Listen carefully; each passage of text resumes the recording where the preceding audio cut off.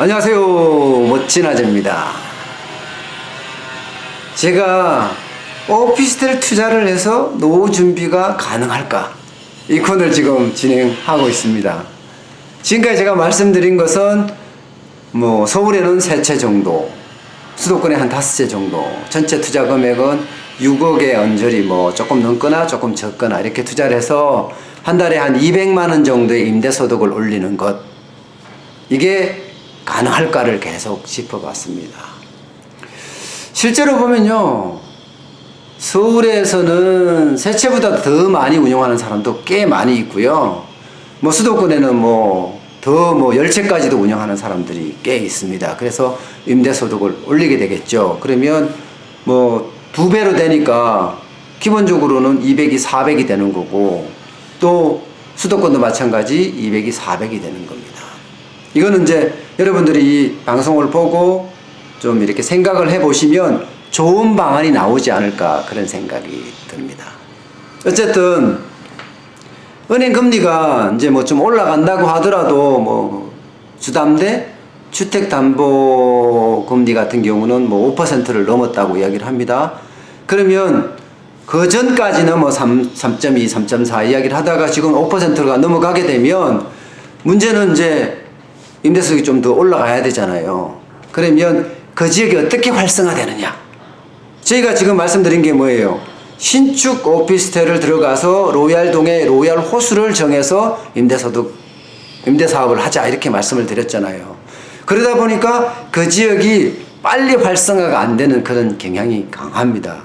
일반적으로 오피스텔 분양할 때는 그 분양하는 시행사 입장에서는 늘 활성화됐을 때를 기준으로 해서 분양을 하기 때문에 그 시간까지 이제 견뎌내야 되는 것, 이게 가장 힘든 일이기도 해요. 그렇지만 여러분도 아시잖아요. 처음에 계약을 할 때 계약금 10%를 지불하면 되고요. 그리고 중도금은 다 대출을 해줍니다. 어디나 무이자로 다 대출을 해줍니다. 그리고 마지막에 내가 입주할 때는 또 오피스텔 담보로 담보대출을 65%에서 75%까지, 사람에 따라 다르지만 그 정도 받을 수 있습니다. 그러면 실투자액은 사실 그 입주하기 전까지 실투자액은 계약금만 있으면 되고요. 내가 입주를 할 때도 신도시 같으면 지금 한 3,500만 원, 4천만 원 정도 투자를 하면, 원룸 기준으로요, 투자를 하면 1억 2천 한 900, 이렇게 임대소득에 부가가치가 빠지니까 한 1억 2천 정도의 5채를 구매할 수 있거든요. 그리고 활성화되는 데까지 시간이 이제 문제잖아요. 그때까지는 지금 제가 설명드렸던 것처럼 일단 오피스텔이 완공이 되고, 또 내가 임대사업을 시작을 했을 때 좀 적게 받을 수 있겠죠.